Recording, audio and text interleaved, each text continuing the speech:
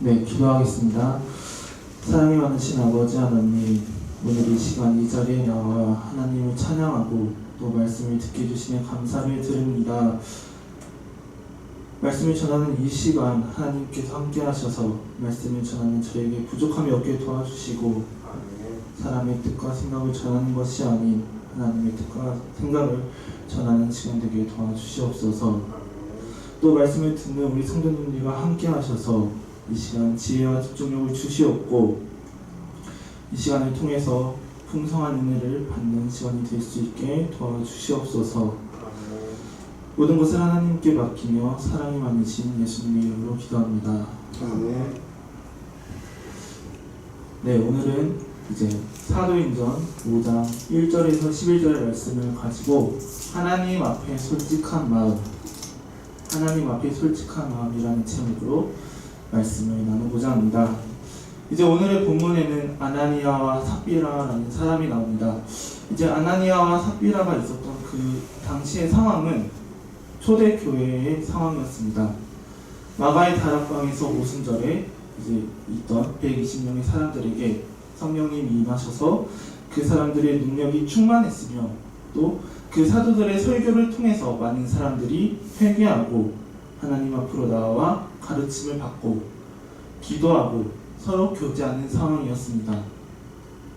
또 자신의 물건을 가져와서 그들과 나누기도 하였고 또 재산을 팔아 교회에 헌금하여서 필요한 사람에게 주기도 하는 그러한 상황에 있었습니다.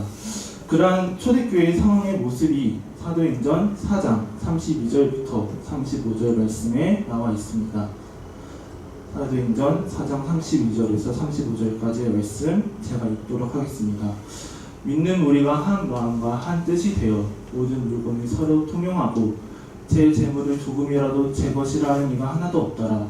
사도들이 큰 권능으로 주 예수의 부활을 증거하니 우리가 큰 은혜를 얻어 그 중에 핍절한 사람이 없으니 이는 밭과 집 있는 자는 팔아 그 판 것의 값을 가져다가 사도들의 발 앞에 두매 저희가 각 사람의 필요를 따라 나누주이러라. 아멘. 이제 그 당시의 상황을 보니 그 한마음 한뜻이 되어서 서로의 모든 물건을 나누어 사용하였고 또 그렇게 사용하면서 그 재물을 본인 것이라고 말하는 사람이 없었다라고 성경은 말하고 있습니다. 또 가난하고 핍절한 사람이 없었는데 그 이유를 보니 재물을 팔아서 그 나온 돈을 사도들에게 주었고 사도들이 그 돈을 필요에 따라 나눠 주었기 때문에 핍절한 사람이 없었다라는 것을 우리는 알 수 있습니다. 이 성경 구절을 통해서 우리는 초대교회의 모습이 예수님께서 말씀하신 내 이웃을 자신과 같이 사랑하라 라는 말씀을 실천하는 이웃 사랑을 실천하는 초대교회의 모습을 가졌다라는 것을 알 수 있습니다. 그러고 나서 우리에게는 이제 바나바라고 알려진 인물이 나옵니다. 바나바라는 인물이 36절부터 나옵니다. 제가 읽도록 하겠습니다. 구브로에서 난 레이족인이 있으니 이름은 요셉이라 사도들이 일컬어 바나바 번역하면 권위자라 하니 그가 밭이 있음에 팔아 값을 가지고 사도들의 발 앞에 두니라. 이제 성경은 말하고 있습니다. 요셉이라는 사람이 있었는데 그가 밭이 있어서 그것을 팔아서 그 가격을 사도들 앞에 놔두었다고 성경은 말합니다. 그리고 그러한 요셉을 사도들은 바나바, 번역하면 권위자라고 불리는 바나바라고 불렀다라고 말하고 있습니다. 이 권위자라는 말이 요즘 우리가 사용하는 어떠한 분야에 권위 있는 사람이라는 뜻도 있지만 오늘의 본문에서는 이제 권명과 위로의 사람이라는 뜻으로 이 사람은 위로를 하는 사람이다 라는 뜻으로 사용되고 있습니다. 그래서 새 번역 성경에서는 이 36절의 말씀이 바나바 곧 위로의 아들이라는 뜻의 별명을 가진 요셉이라고 나타나고 있습니다. 이를 통해서 알 수 있는 것은 바나바는 남에게 위로를 주는 사람이었고 또 그로 말미암아 그 위로를 받는 사람의 마음에 평강이 임하도록 애쓴 긍휼의 사람이었다라는 것을 알 수 있습니다. 이제 바나바는 자신의 밭을 팔아서 누군가에게 선한 일을 행했고 하나님 앞에도 선한 일을 행했습니다. 세상을 살다 보면은 남들로부터 인정을 받고 싶어 합니다. 하지만 누군가로부터 인정을 받는 것은 매우 어려운 일입니다. 악한 일로 악명을 얻으면서 그 사람의 악명이 높아질 수는 있지만 선한 일을 행함으로써 누군가에게 칭찬을 받고 또 바나바처럼 위로의 사람, 위로의 아들이라는 별명을 얻는 것은 매우 어려울 것입니다. 이 바나바를 보면 바나바는 무엇인가 바라고 헌금을 한 것이 아닙니다. 남으로부터 인정을 받기 위해 헌금을 한 것이 아니고 스스로 높아지기 위해서 헌금을 한 것이 아닙니다. 바나바는 그저 이웃을 사랑하였고 가난한 믿음의 형제들을 돕기 위한 마음으로 헌금을 하였는데 그 모습을 보면서 사도들이 또 많은 사람들이 그 바나바를 권위자라고 위로의 사람이라고 불렀던 것입니다. 이 4절 말씀에 이어서 이제 오늘의 본문 5장에 아나니아와 삽비라가 나타납니다. 그런데 이제 권위자라고 칭찬받는 바나바의 모습이 나타난 4장의 모습과 대조되게 5장에서는 아나니아와 삽비라의 공명심, 자기 이름을 드러내고 싶어하는 그 마음이, 사람들로부터 인정받고 싶어하는 그 마음이 대조됨으로 나타내는 것 같습니다. 사도행전 5장 1절에서 2절 말씀 보겠습니다. 아나니아라 하는 사람이 그 안에 삽비라로 더불어 소유를 팔아 그 값에서 얼마를 감추매 그 안에도 알더라. 얼마를 가져다가 사도들의 발 앞에 두니. 아멘. 이제 아나니아와 삽비라도 바나바처럼 사람들로부터 칭찬을 받고 싶어한 것 같습니다. 그래서 그들도 그들이 가진 땅을 팔아서 돈을 만들었고 그 돈을 헌금해서 사람들에게 칭찬받고자 사도들로부터 인정받고자 했습니다. 여기서 눈에 띄는 점은 아나니아와 삽비라 그리고 바나바가 헌금을 한 모습이 모두 사람의 눈으로 보기에는 바람직하다라는 것이었습니다. 5장 1절에 나타난 아나니아라 하는 사람이 그 안에 삽비라로 더불어 소유를 팔아 라는 이 구절과 전에 나타났던 4장에 나타났던 바나바의 상황, 그가 밭이 있음에 팔아 라는 이 구절에서 알 수 있는 것은 그들의 행동에는 차이가 없었다라는 것입니다. 겉으로 보기에는 그들이 모두 같은 행동, 하나님의 앞에 이웃을 위해 헌금을 하는 선한 행동을 했던 것처럼 보입니다. 하지만 그들에게는 분명한 차이점이 있었는데 그것은 바로 그 행동의 목적, 그 행동의 동기였습니다. 아나니아와 삽비라는 하나님이 아닌 사람으로부터 인정받기 위해 그 땅을 팔았으며 땅을 판 후에도 그 돈이 아까워서 땅을 판 돈의 일부를 숨겼고 또 그 일부분의 돈을 들고 사도들에게 나아가서 그것이 전부인 것처럼 헌금했습니다. 아나니아와 삽비라가 그 당시 땅을 팔아서 헌금한 행동 자체는 너무나도 대단한 일입니다. 그것은 오늘날에도 우리가 쉽게 할 수 없는 많은 사람들로부터 칭찬을 받을 일입니다. 헌금 자체는 문제가 되지 않았습니다. 그들에게 문제가 되었던 것은 그 헌금의 동기가 순수하지 않았다는 것이며 또 전체가 아닌 일부를 들고 갔음에도 불구하고 전체라고 헌금을 하면서 하나님을 속였던 것이 그들에게 있어서 문제가 되었습니다. 이렇게 하나님을 속이며 잘못된 동기를 가진 채로 헌금을 바친 아나니아에게 베드로가 이렇게 말하고 있습니다. 3절에서 5절 말씀 보겠습니다. 베드로가 가로되 아나니아야 어찌하여 사단이 내 마음에 가득하여 내가 성령을 속이고 땅값 얼마를 감추었느냐.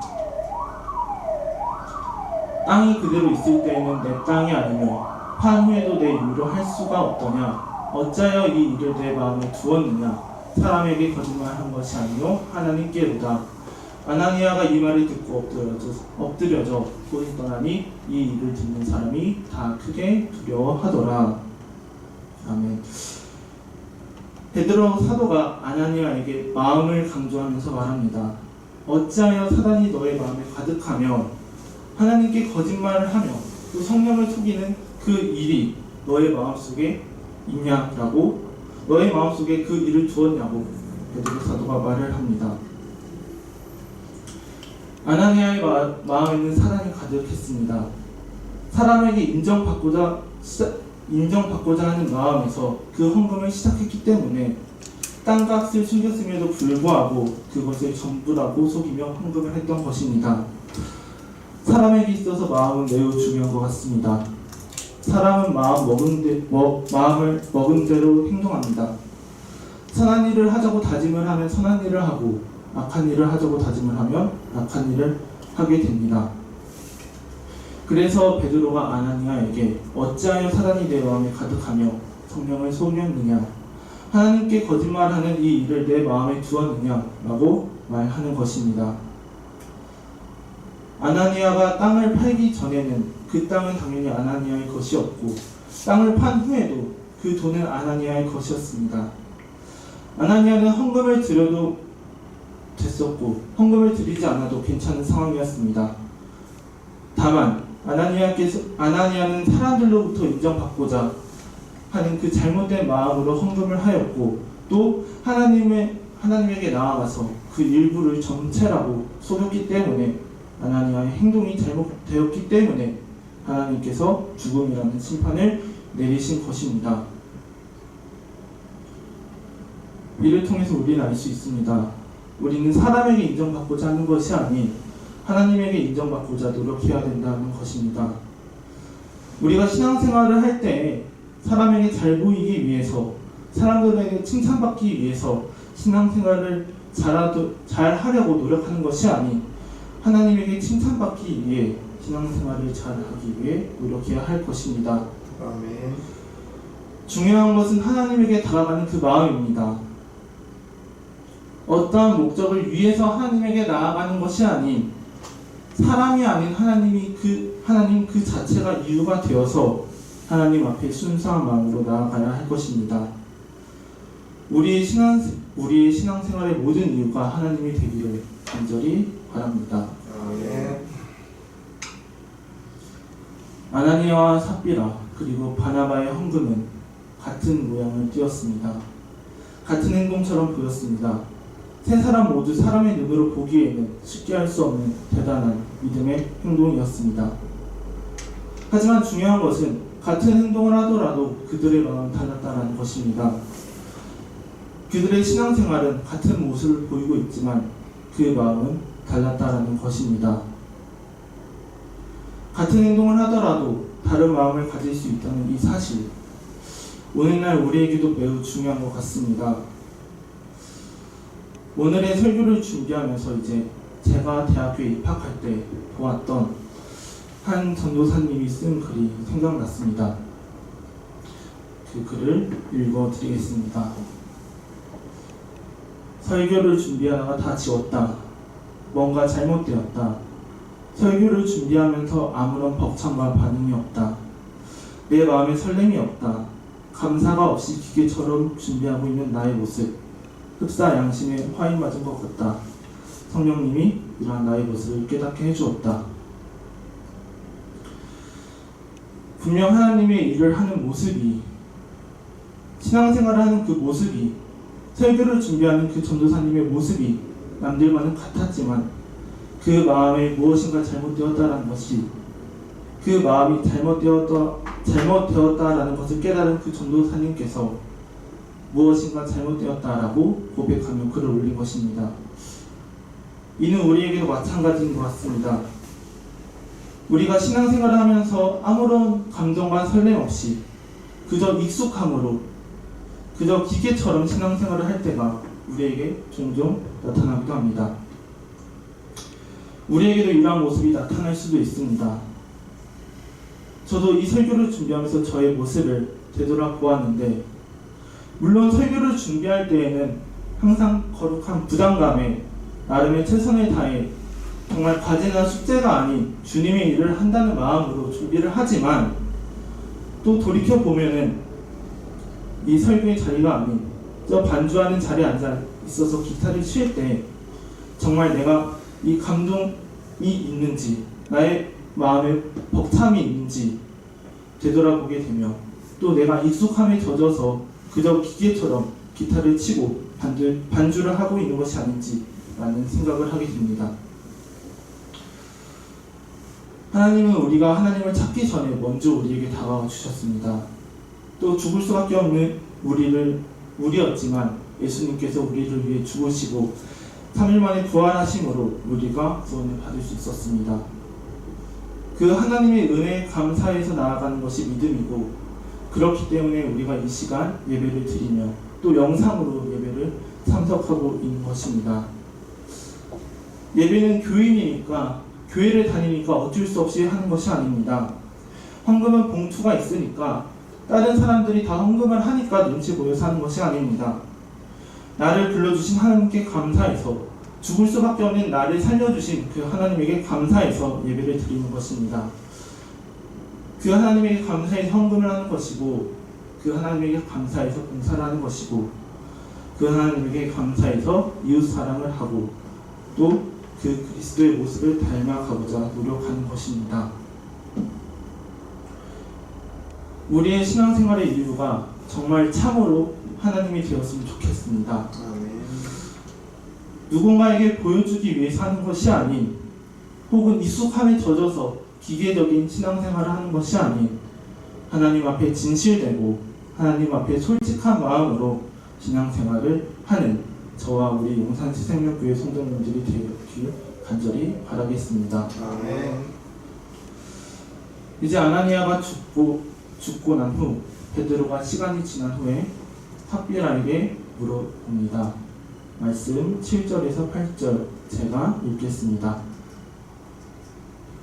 3시간쯤 지나 그 아내가 그 생긴 일을 알지 못하고 들어오니 베드로가 가로되 그 땅 판 값이 이것뿐이냐 내게 말하라 하니 가로되 예 이것뿐이로라. 시간이 지나서 삽비라가 들어옵니다. 이제 2절 말씀에 보면은 그 값에서 얼마를 감춤해 그 아내도 알더라 라는 구절이 있습니다. 즉 삽비라도 아나니아가 하나님 앞에서 죄에 짓는 것을 알고 있었습니다. 하지만 문제는 아나니아가 죄에 짓는다는 것을 알 삽비라가 그 아나니아의 죄를 말리는 것이 아닌, 그 죄를 지적하는 것이 아닌 그저 방치하고 방관하며 더 나아가 하나님을 속이는 일을 함께 했다라는 것이 문제입니다. 그 삽비라에게 베드로가 그 땅 판 값이 이것이 전부입니까? 라고 말합니다. 어찌 보면 베드로는 삽비라에게 이 질문을 함으로써 회개의 기회를 준 것일지도 모르겠습니다.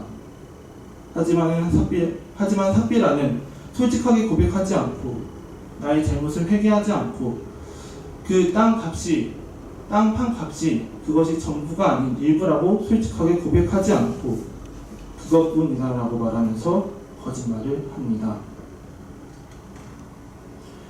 예루살렘 교회에 있어서 한 사람인 삽비라에게 하나님에 대한 회개를 요구하며 그 솔직함을 요구하며 질문을 한 베드로에게 있어서 그 삽비라의 대답은 큰 안타까움이었을 것입니다.